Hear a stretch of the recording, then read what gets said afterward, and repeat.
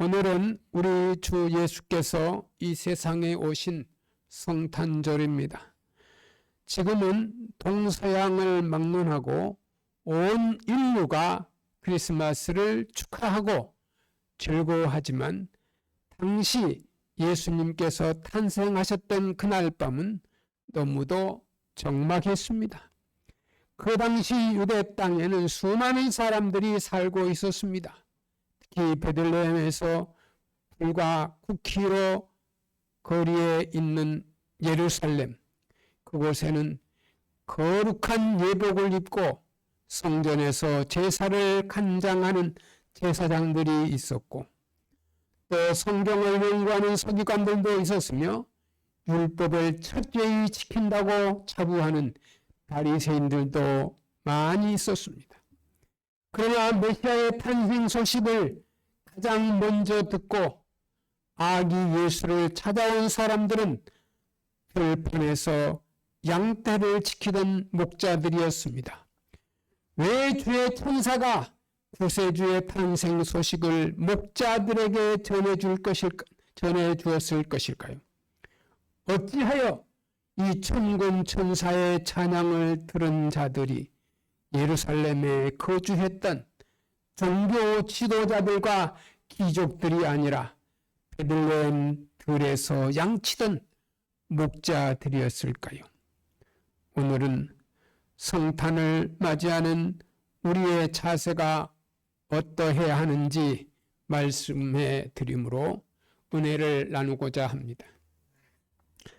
하나님께서 이 땅에 귀한 소식을 전하실 때 누구에게 가장 먼저 그 소식이 전해졌는지 우리에게 매우 중요한 메시지를 전해주고 있습니다.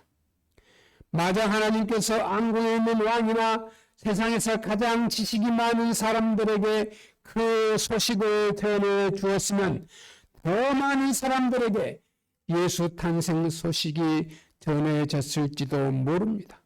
그러나 하나님께서 택하신 가장 먼저 소식을 들은 사람들은 들에서 양을 치던 목자들이었습니다.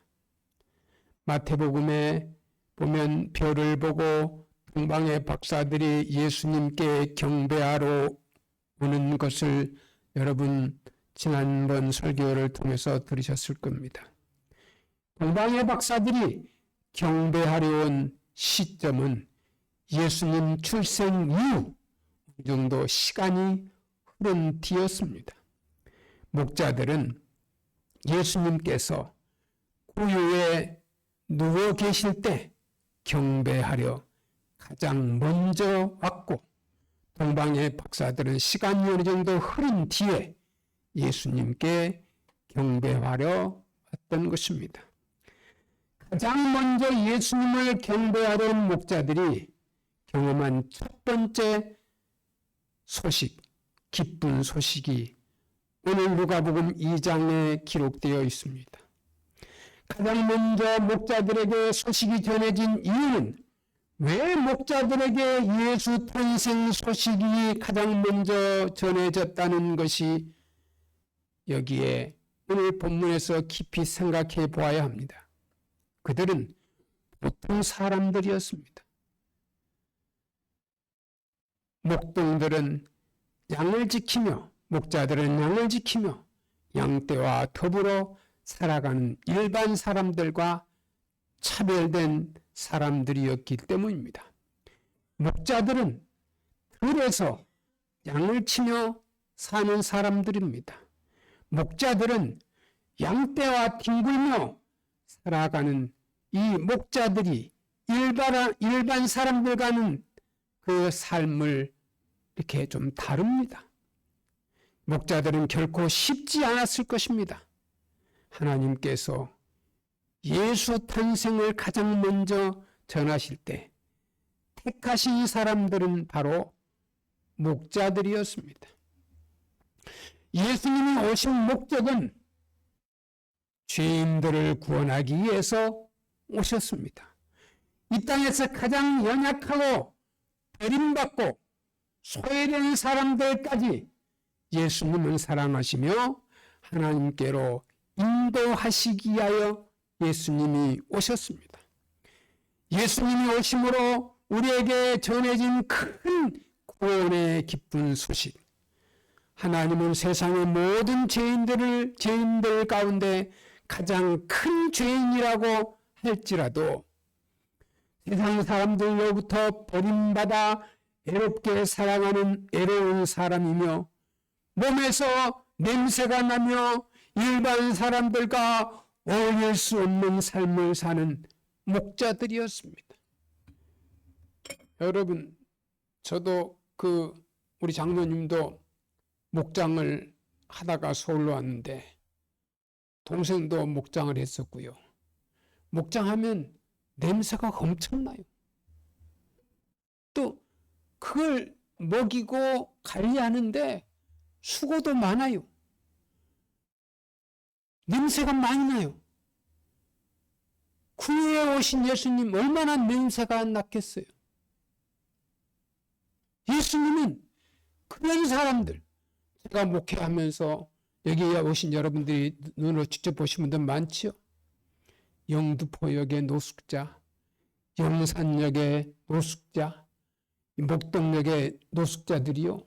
여기 처음에 가방을 메고 여기 가득 앉았었어요. 한 주에 막 30명, 40명씩 와가지고 다 보셨잖아요.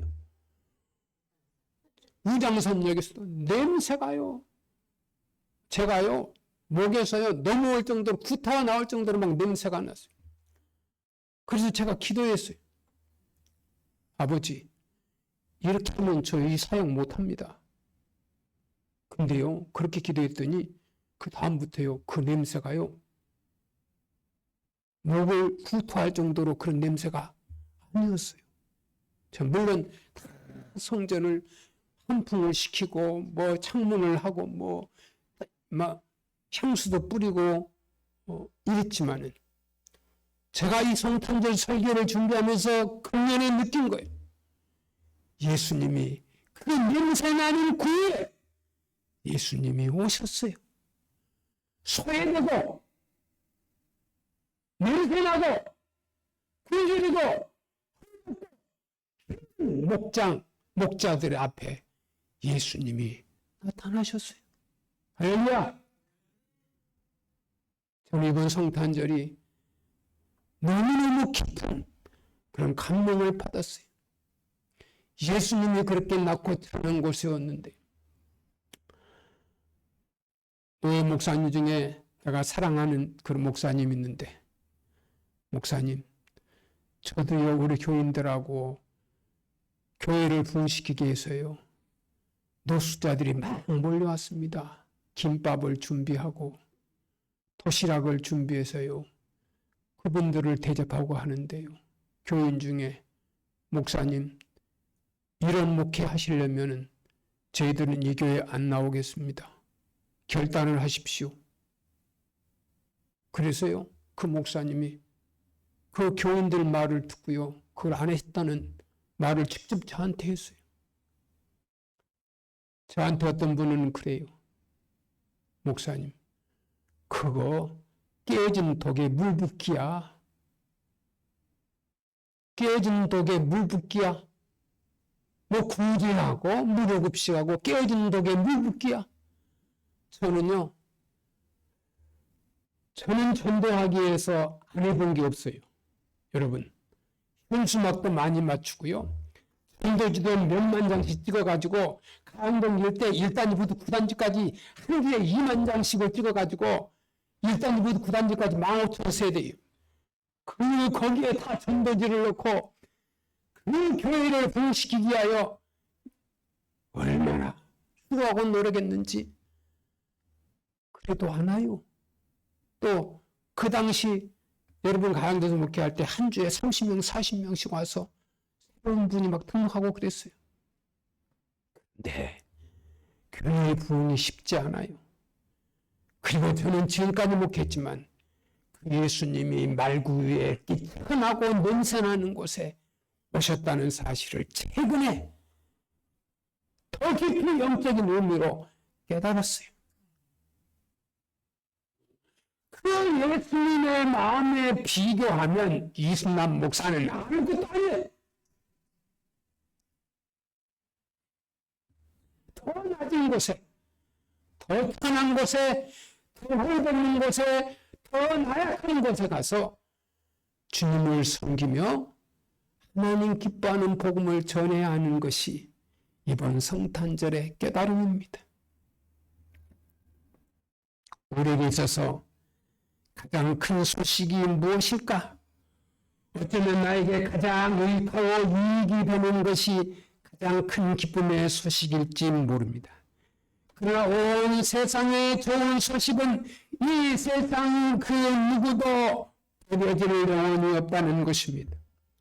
그 누구도 하나님께 제외될 영혼이 없다는 것입니다. 그 누구도 하나님께서 사랑하시지 않는 영혼이 없다는 것입니다. 저 북한에 정권도 우상을 섬기며 선구자가 우상을 섬기는 그 저 북에도 하나님이 사랑하시는 영혼이 있다는 겁니다. 예수님은 죄인을 구원하기 위하여 낮고 천한 곳에 냄새나는 말구유에 오셨습니다. 목자들은 서둘러서 천사들의 소리를 듣고 예수님께 가 경배를 했습니다.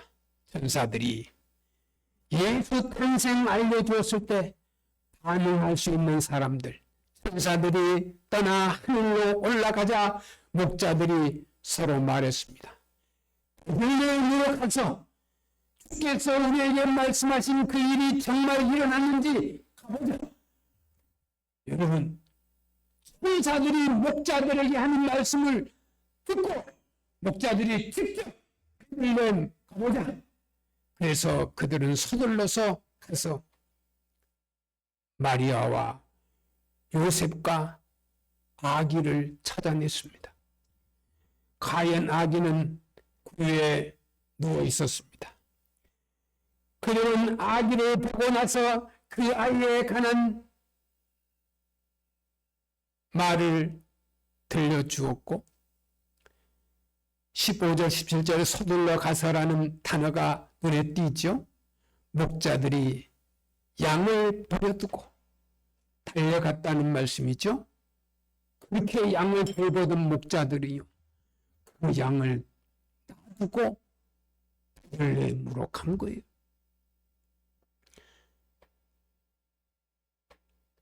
그들에게 어린아이와 같은 믿음이 있었기 때문입니다. 여러분, 미국의 유명한 작가인 맥스 루케이도 이 목사님은 하나님께서 왜 목자들에게 가장 먼저 이 소식을 알리셨는지 재미있게 설명을 했습니다.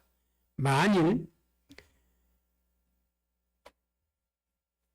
바리새인들에게 가장 먼저 이 소식이 전해졌더라면 그들은 먼저 성경 주석을 펴놓고 세미나부터 있을 것입니다.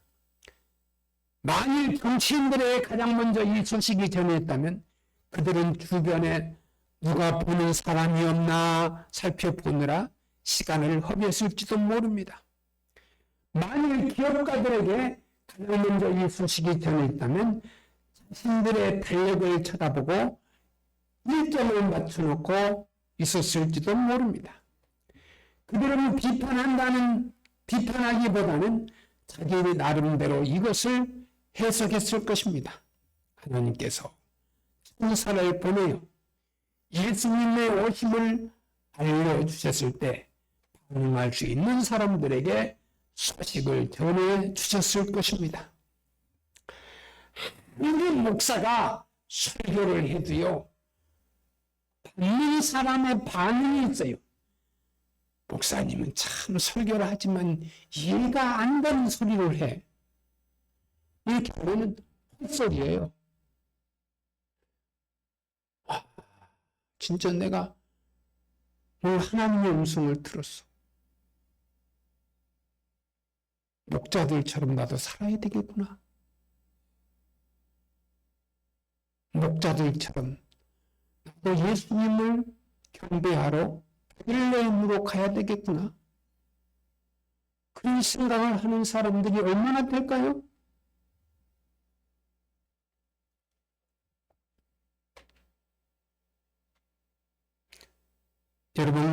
그 당시 예수님 탄생하실 때 베들레헴 집에서 편히 잠을 자던 사람들은 꿈속에서도 나타났을지도 모릅니다. 그러나 그들이 일어날 수 없었던 것은 잠자리가 너무 편했기 때문입니다. 잠자리가 너무 편하면 예수님 탄생한 베들레헴에 갈 수가 없습니다. 이렇게 편한데 내가 뭐하러 가? 잘 들으셔야 됩니다. 요즘처럼 살기 좋은 시대가 과거에 없었어요. 요즘 얼마나 살기 좋아요. 그러면 더 예수님께 예배하며 기뻐하고 하나님 앞에 감사하고 기쁨으로 성탄을 축하하고 할렐루야하고 예배당에 와야 되잖아요. 오늘 성탄절이니까. 먹을 것도 많고 볼 것도 많고 갈 것도 많고 이처럼 살기 좋은데 이렇게 바쁘게 다니면 좋은 것이 많은데 내가 왜 가서 예배를 드리러 가?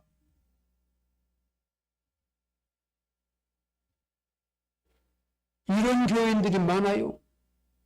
나 저녁에 실컷 먹어가지고 주일에 가서 밥 못 먹어. 나 성탄절에 안 가. 나 실컷 먹었거든. 그 교회 가면 또 줄 거 아니야. 싫어. 교회 밥 먹으랍니까?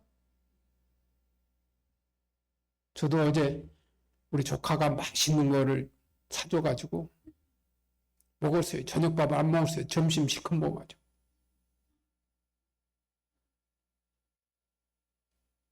너무너무 감사해요. 응? 초등학교 2학년 때인가 3학년 때인가 서울 와가지고 가방 하나 안 메고 우리 찬양이하고 와가지고 고생 많이 했어. 성공했어요. 얼마나 감사한지요. 걔들 보면 막 눈물이 나게 감사해요. 네. 그런데 그게 하나님의 은혜예요. 이름도 은혜지만 은혜. 하나님의 은혜. 여러분 찬송 중에 요즘 은혜라는 찬양이 있는데요. 너무너무 은혜스러워. 모든 것이 은혜였다. 네? 그 찬양이 있어요. 정말 은혜였어요. 모든 것이 은혜.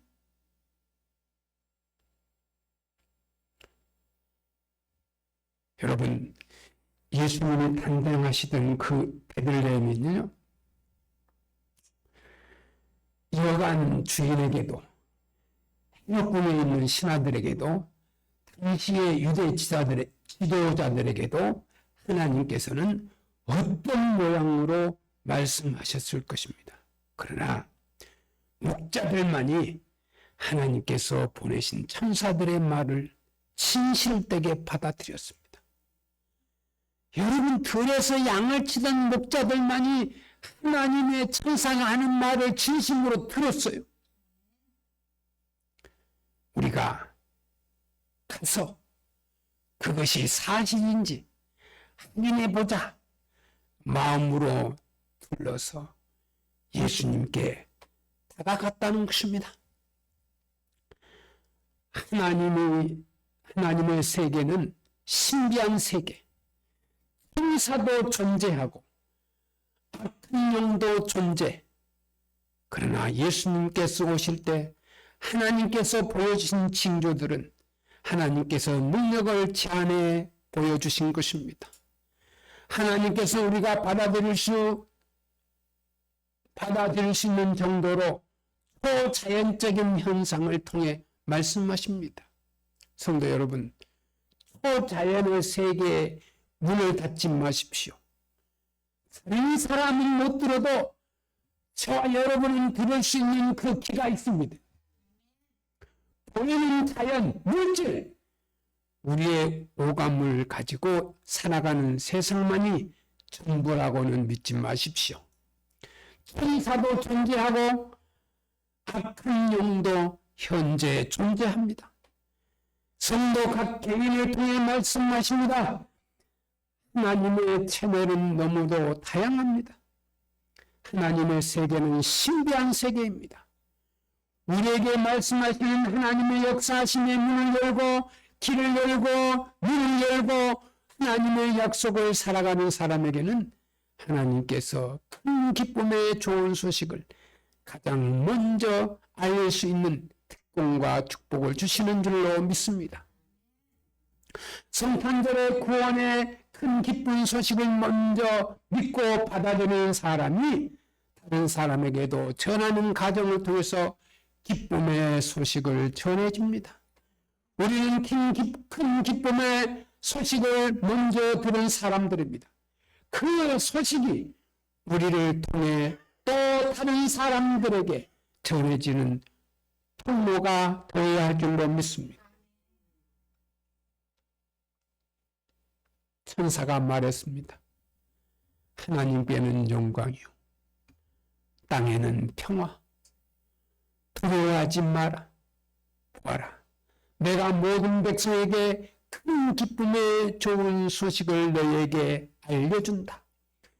오늘 구주이신 주 예수 그리스도가 다윗의 동네에 태어나셨다.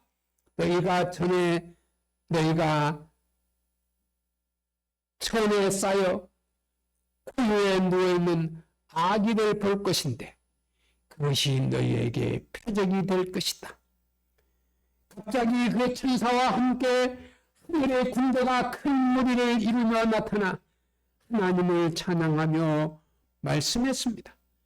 지극히 높은 곳에서는 하나님께 영광이요 땅에서는 하나님의 은총을 입은 사람들의 평화로다. 여러분, 저는 금년처럼 우리 국민들이 연말을 보내면서 염려하고 걱정하는 해가 없었다고 생각합니다. 정치적으로 매우 혼탁하고 국민들이 의욕이 없어지고 너무너무 실망하고 세상에 이런 나라가 있단 말인가? 지금도 이럴 수가 있단 말인가? 국민들이 마음 둘 곳이 없을 정도로 지금 괴로워하고 있어요. 이게 누구를 믿을 수 있단 말인가? 염려와 걱정, 두려움 속에 살아가고 있어요. 저는 설교를 준비하면서 천사들에게 하시는 말씀, 천사들이 와서 하나님의 말씀을 전해줍니다. 천사들의 소식은 온 백성에게 큰 기쁨을 주는 소식이었습니다. 천사뿐만 아니라 하늘의 큰 군대가 무리를 이루며 하나님을 찬양합니다. 이렇게 높은 곳에서는 하나님께는 영광이요 땅에서는 하나님께 은총을 입은 자들에게는 평화입니다. 앞으로 좋은 평화가 기대됩니다. 하나님께는 영광이요 땅에서는 평화가 예수님으로 오시며 이루어질 것입니다. 여러분, 왜 이 땅에는 평화가 없습니까? 하나님께 영광을 돌리지 않았기 때문입니다. 지금 여러분 정치를 보면 지금 하나님의 영광을 위하여 살아야 할 백성들이, 지도자들이, 정치인들이 주를 믿고 무슨 보살을 믿어야 됩니까?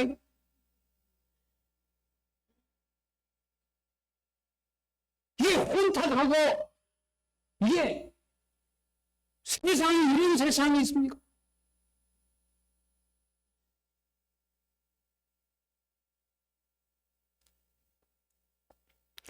왜 이 땅에는 평화가 없습니까? 하나님께 영광을 돌리지 않았기 때문입니다. 성탄절에 정말 하나님을 기쁘시게 영광을 돌려야 되는데 여러분 뉴스에 보면은요 기쁘다 구조 전례가 아니라 뭔 내란 사건만 뭐 탄핵 이야기만 나오고 악의 세력들이 온전치 못한 정치가들이 하나님 기뻐하는 나라를 하나님의 백성들이 편안하게 살아야 되는데 매우 힘들어하고 고통스러워하고 있습니다. 하나님이 받으셔야 할 영광을 사람들이 차지하고 있기 때문입니다. 그 마음속에 평화가 없는 것은 내가 영광 올려드려야 할 하나님께서 받으실 영광을 차지하고 있기 때문이에요. 우리 가정과 사회에 평화가 없는 것은 영광을 누군가 가로채고 있기 때문입니다. 하나님께 영광 돌릴 그 영광을 누군가 가로채고 있기 때문에 이 땅에 평화가 없는 것입니다. 진정한 평화가 있는 곳을 찾아보십시오. 예수님이 하나님께 영광을 올려드렸고 이 땅에 평화를 주신 것은 어지러워진 질서와 타락한 질서를 바로잡으신 것입니다. 십자가에 죽으시고 부활하시고 성령을 보내주심으로 오직 하나님께만 영광을 올려드린 것입니다.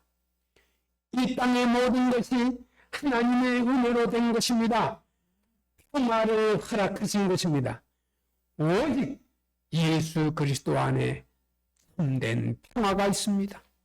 성탄을 맞이하여 성도 여러분, 큰 기쁨의 좋은 소식으로 마음가짐, 가정, 일터, 나라와 민족, 열방이 복된 성탄 되기를 주님의 이름으로 축원합니다.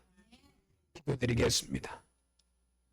큰 기쁨의 좋은 소식을 가지고 이 땅에 오신 유대 땅 베들레헴 말구유에 오신 또 그 만왕의 왕으로 오신 그 예수님을 찬양하는 목자들이 베들레헴을 찾아 예수님께 경배하고 또 동방 박사들이 예수님을 찾아 예언의 그 말씀을 믿고 찾아와 헌금과 유황과 몰약을 드린 성탄의 기쁜 선물을 준비하여 드린 그 성탄의 선물과 성탄의 기쁜 소식을 온 세상에 전하는 예수 구주 탄생의 성탄절 감사 예배가 되게 하심에 감사를 드립니다. 오늘 이 자리에 참여한 우리 백수교회 성도들 말씀을 통하여 큰 기쁨의 좋은 소식을 모두에게 전하여 하나님의 뜻을 이루는 성도로 살게 하시며 삶 속에 늘 형통의 길로 인도하옵소서. 특별히 정치인들이 악의 세력에 서지 아니하고 하나님 의로운 편에 서는 정치 지도자들이 되게 하옵소서. 예수님의 이름으로 기도드리옵나이다. 아멘.